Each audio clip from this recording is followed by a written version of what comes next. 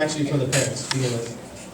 Be as close as you can to your kids, but let them breathe. Now, what do I mean by that? What I mean is, be with them and make sure they're hanging out with the right people, but let them choose their friends.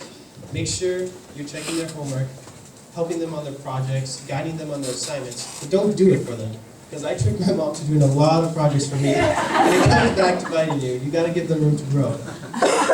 And sometimes it's okay to let them fall, as long as you're right there next to them to pick them up. Because it's just as important to learn to lose as it is to win. Number two, second piece of advice, now it's for you guys. Don't lose touch and keep talking to your 5th grade teachers, guys. I still keep in touch. Is Miss Wolk here? There she is, yeah. I still talk to her. She's still my favorite teacher till this day, and I had hundreds by now in college.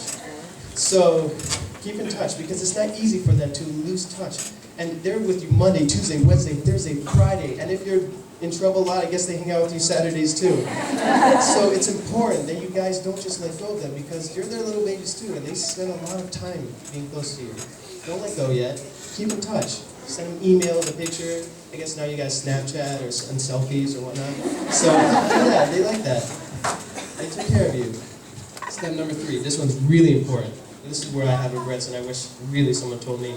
Don't let fear get in the way of anything you guys want to accomplish. Don't be afraid to raise your hand in class or try out for that team. You know, I was that kid that was afraid to raise my hand in class and ask questions because I thought I would look silly. And that was just ridiculous because I ended up getting the answer wrong on the test. I was also afraid to try out for my middle school soccer team. Don't be afraid. If you guys want to do something in middle school, go do it. Don't let fear get in your way. Actually, I did try out for my middle school soccer team, and I quit because I thought I wasn't good enough.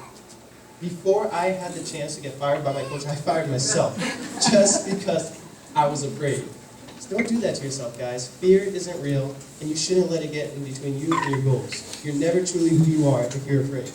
Sometimes it's important, like if you're running away from a tiger or cheetah, yeah, you gotta be afraid. Don't just stand there and be, I'm not afraid, because you should definitely be afraid. But other than that, guys, don't be afraid. 4th piece of advice. This is for the parents too, because sometimes we all forget. Look deep. I encourage all of you guys to look deep within all of yourselves and ask, who do you want to be? Not what, who. There's a difference. Do you want to be that person that's courageous, that takes care of others, that helps others, that stands for the rights and views of others, that's a leader, always courageous, never afraid? Or do you want to be a coward who doesn't do much, that is always afraid, that always gives up? You know, how many of you know what you want to be when you grow up? Raise your hand. Oh, that's a lot of hands. But some of you, let me tell you right now, half of you are going to change your mind. And then some of you who don't raise their hand, it's okay. It's okay to not know what you want to be when you grow up, because I, to this day, and I'm 20, and I don't even know what I want to be when I grow up.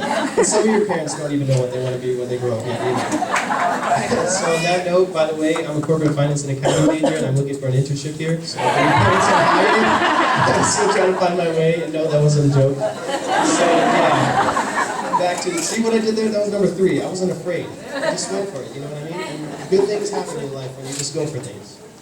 That was number 4. Figure out who you are.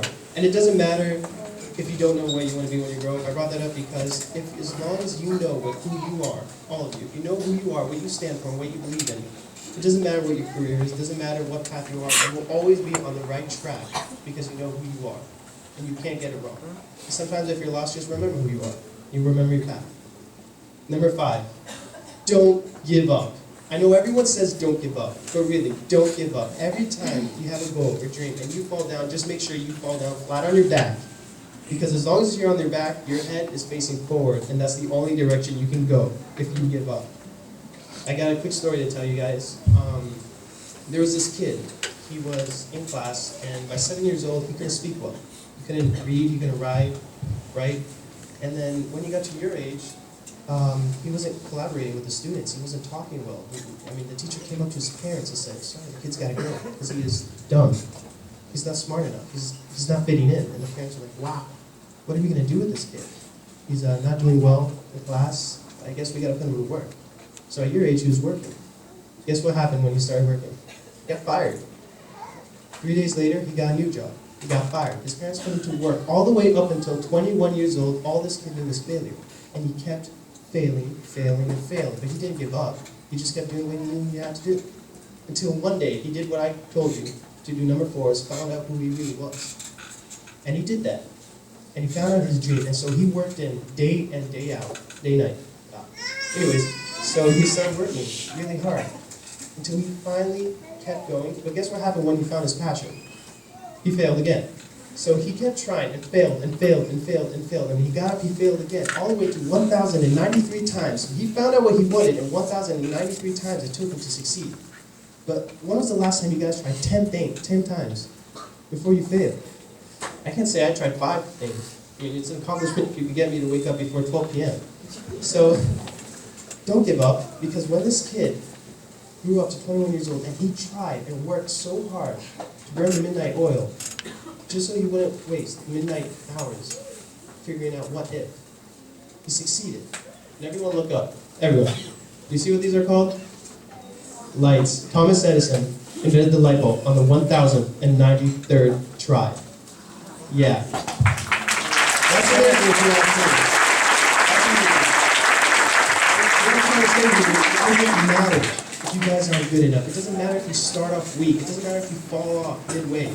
All that matters is how strong you guys finish. And if you stick through it, pass 1,000 times, 2 billion, it doesn't matter. As long as you stick with it, you have the potential to change the entire world, just like Thomas Edison. You know, I want to see if you guys realize what happens when you fall down.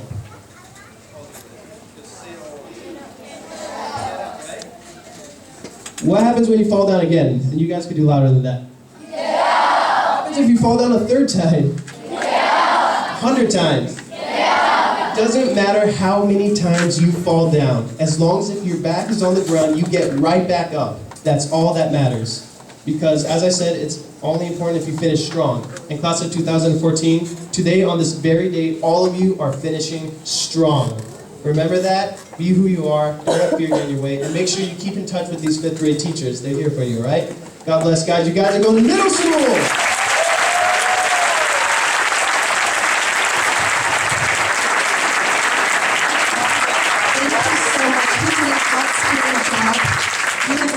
Invitation for next year. A lot of times we invite, the dignitaries in our community, but we felt like it was just so important to hear from one of our own and hear the story and a voice of, a young person who, has been where you have been recently. So